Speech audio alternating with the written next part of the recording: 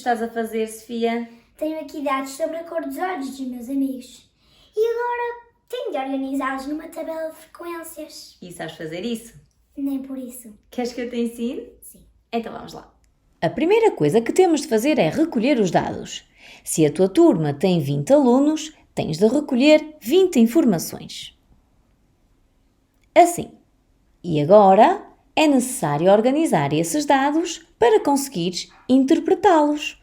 O melhor é organizar tudo numa tabela. Temos de fazer a contagem marcando um traço por cada aluno, de acordo com a sua resposta. Um com olhos castanhos, um com olhos pretos, um com olhos azuis, outro com olhos castanhos e assim sucessivamente. Repara que, ao registares o quinto traço, ele é feito na diagonal, cortando os 4 anteriores, e isso facilita a contagem. Agora, podemos completar a tabela com o número de alunos de acordo com a cor dos seus olhos, assim.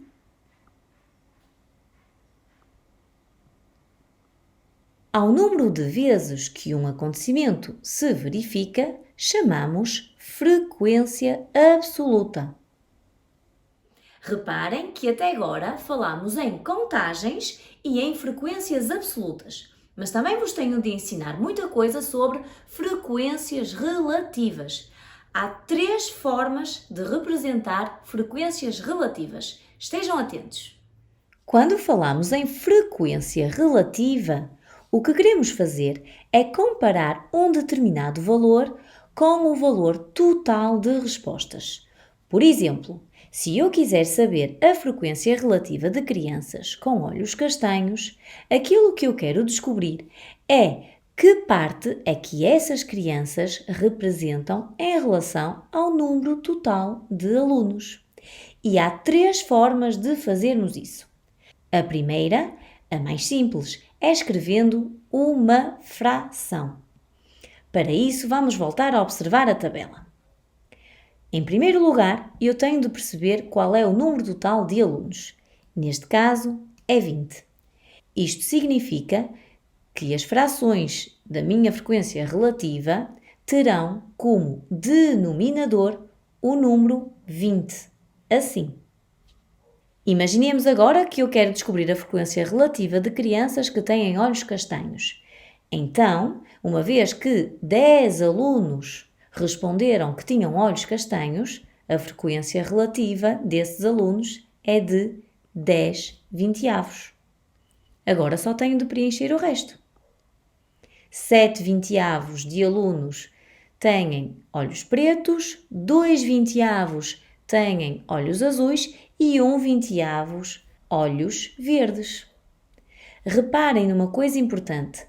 A soma destas frações tem de ser igual a uma unidade, ou seja, a 20 vinteavos, que representa a totalidade do número de alunos. Outra forma de representar a frequência relativa é através de um número decimal. Vamos usar novamente a nossa tabela. Deixei propositadamente as frações que tínhamos encontrado, uma vez que já aprendemos a transformar frações em dízimas. Se não se lembrarem desta matéria, podem voltar a ver o vídeo que está disponível no canal A Professora Explica. Para transformar frações em dízimas, basta dividirmos o numerador pelo denominador.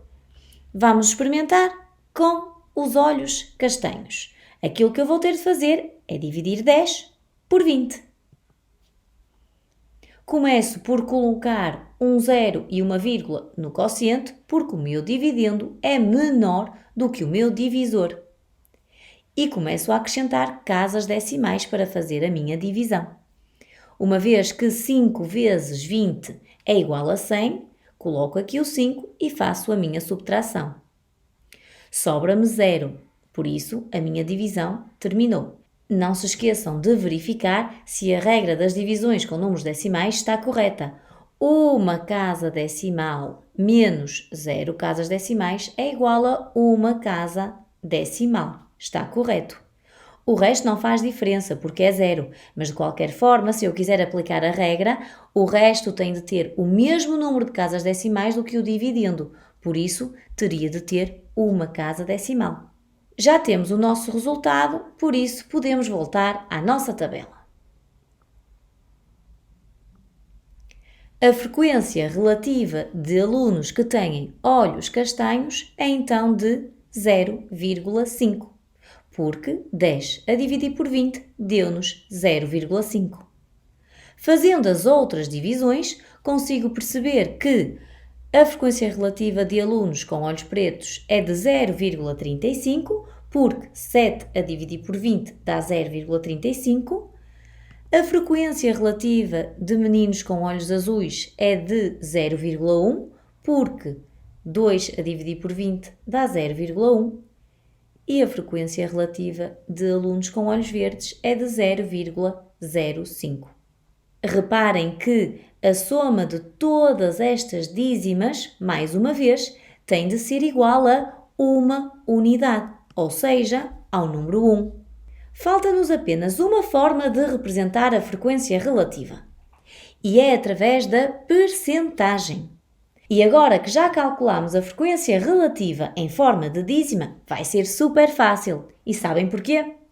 Porque para transformarmos um número numa percentagem, basta termos a nossa dízima com pelo menos 2 casas decimais. Já transformamos os nossos dados em dízimas há pouco.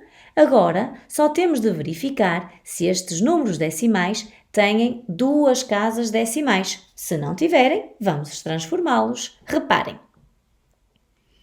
O 0,5 passa a ser 0,50 e assim já ficou com 2 casas decimais. Ou seja, já vai até às centésimas. Reparem, centésimas, percentagem. O 0,35 já tinha 2 casas decimais. O 0,1 passa a ser 0,10 e fica então com 2 casas decimais também. E o 0,05 já tinha 2 casas decimais, portanto posso deixar este número exatamente igual. Estas 2 casas decimais vão transformar-se nas nossas percentagens. Reparem que, aqui neste primeiro exemplo, 0,50 representa 50 centésimas e, por isso, corresponde a 50%. 0,35 irá então corresponder a 35%.